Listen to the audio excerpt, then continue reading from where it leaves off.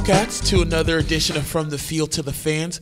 I'm your host, Odus Evbagharu, and with me, as always, I have Quixem Ramirez, sports editor here at the University Star. How's it going today? Doing pretty well.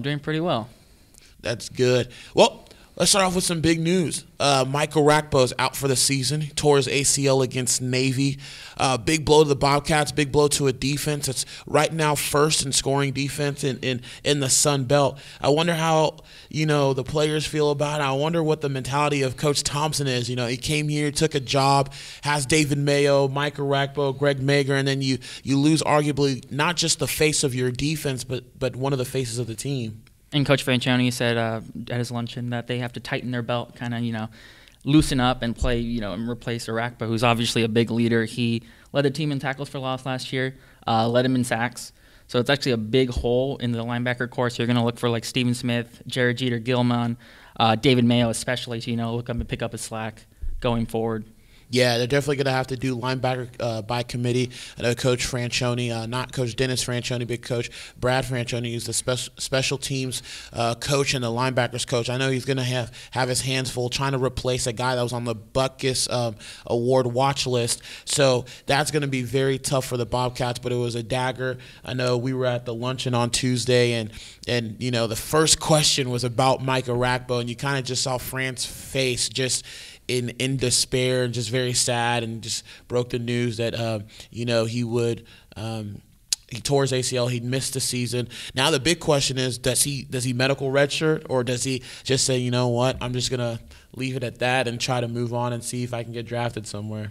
It's a big hole. I mean, they have enough talent to, replace him, but there's not a lot of people on the team, if anyone, that's athletically capable as Orakpo. So they're going to be looking to replace him with guys that, don't have as much experience, so that might take some time to adjust. Maybe their aggressiveness will, be affected, but ultimately they can survive without him. But against a team like Illinois with a really good pass offense and, multiple weapons, we'll see. Kind of remains to be determined. It's kind of an unfortunate time coming off a game against Navy, heading into non-conference schedule, going into there. So it's never a good time to lose Orakpo, but especially now in the beginning of the year when you only had like a quarter and a half of him. Yeah, I completely agree. And this is not the time to kind of lose the quarterback of the defense. You're going to head to Illinois, Big Ten country. The new college football system. I know there's only 4 spots, but 5 big conferences. Some say the Big Ten's the weakest.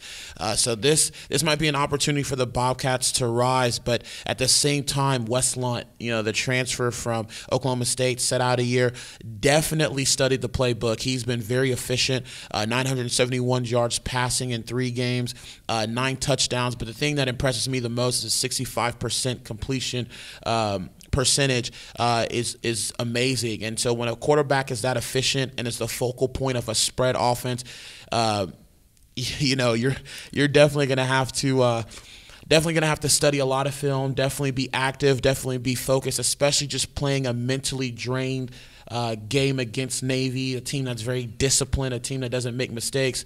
Now you head to Illinois where they're going to throw it everywhere. Navy, it was a run option, and it was just, we can kind of sit around, but now it's time for the secondary to kind of be more in tune with the game. The contrast in the 2 teams that they played last week and the team they're going to play this week are huge. I mean, you have Illinois, who throws the ball like 82% of the time, and then you have Navy, who runs the ball so many times. So it's interesting to see, how the defense adjusts, going in that Navy mindset to the Illinois mindset, because they're 2 different mindsets and they require 2 different skill sets. Last week they were in run coverage more often. This week they're going to be in pass coverage. Illinois has one of the biggest, pass offenses, and then not only that, but they're really big play oriented. They have 8 plays of 30 yards or more this year. Wes Lunt, 971 passing yards, 9 touchdowns. Geronimo Allison just excels at big plays. Already has 300 yards and 2 touchdowns. It's tough because you have to limit those big plays because, that's if you don't get that, then you're done. Fortunately, they haven't had much success on the run. They only have 100-yard rusher this year, so perhaps that's a little bit of load off in the team, but it's going to rely on Craig Mager and the secondary, bolster up and protect against the pass especially. Definitely, especially when Navy came in to San Marcos last Saturday.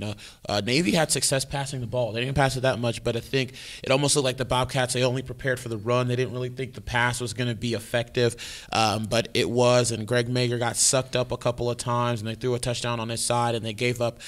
David Mims gave up a big play on his side. So definitely the secondary is going to be more alert, I believe. I think Coach Washington, who's the secondary coach for Texas State, is going to have them more prepared. I think Coach Thompson's definitely going to have a say in that too as well, especially losing someone like Orakpo who puts everyone in place.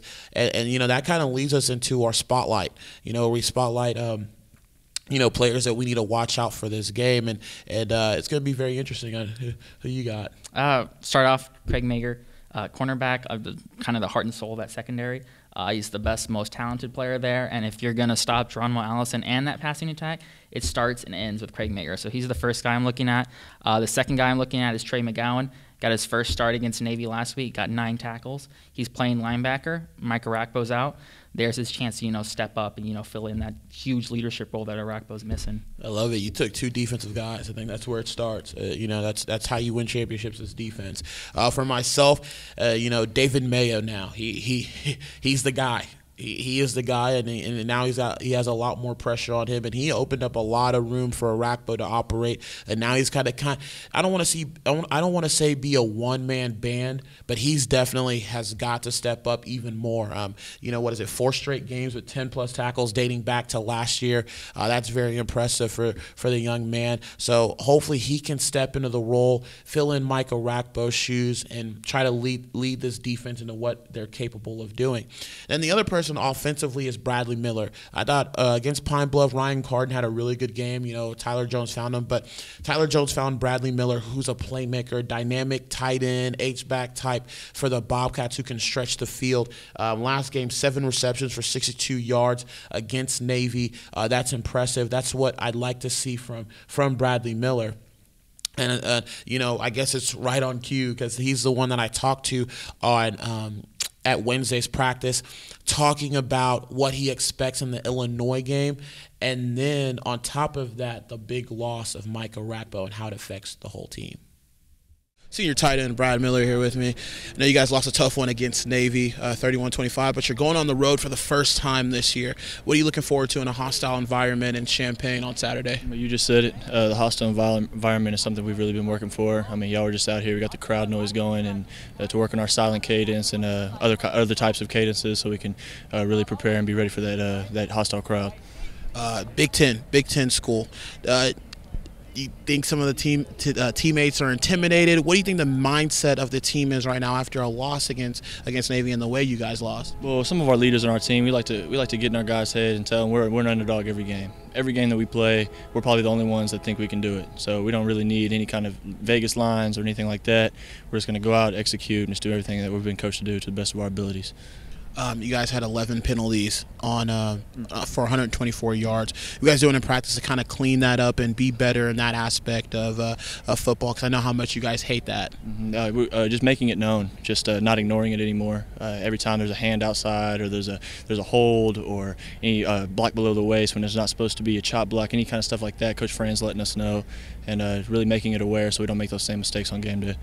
I know you're an offensive guy, but it's got to be tough to lose a guy like Mike Orakpo. Yeah. A leader on both phases or all aspects of the game. What do you tell your teammates, and what do you kind of tell the other linebackers that kind of have to take his spot and say, hey, you know what, it's your turn, it's your time to do what Mike did as well?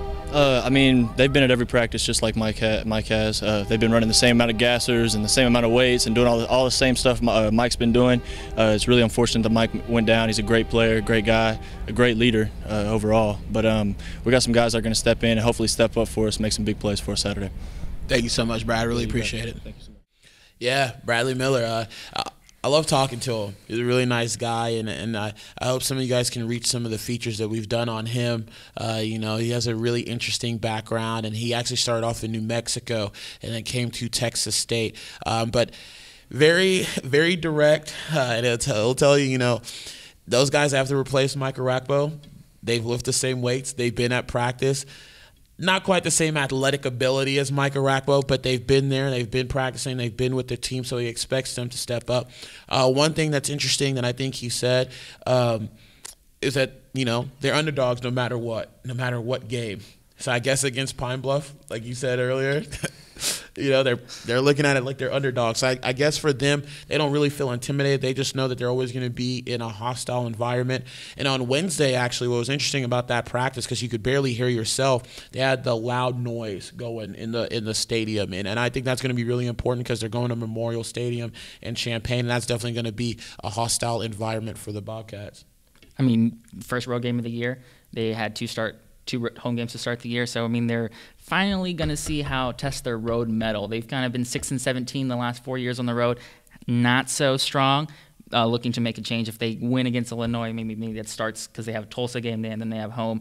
Maybe that starts, a trend where they'll start be a win on the road this year. Yeah, 2-4 last year. Did not really succeed on the road like I think Coach Fran wanted them to, but this is a new year, and hopefully they'll be a little bit more successful. By the numbers.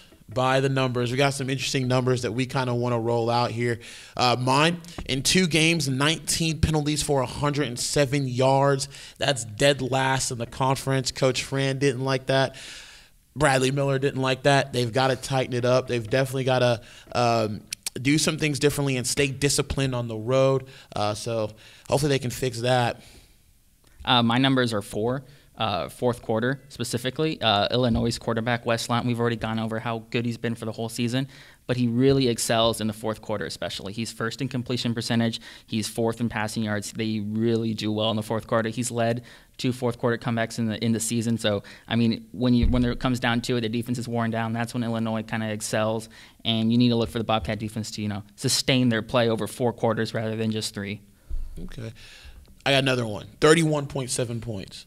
That's how many points Illinois has given up in the 3 games they've played this year. That's 96 in the country. And why that's important is because the Bobcats in 2 games, they've scored 43 points per game. That's 23rd in the country. So definitely Illinois can be had. They gave up, I believe, 20-something to Youngstown State the first game of the season. So they can be had. I think the Bobcats can definitely move the ball on them and score some points in Champaign.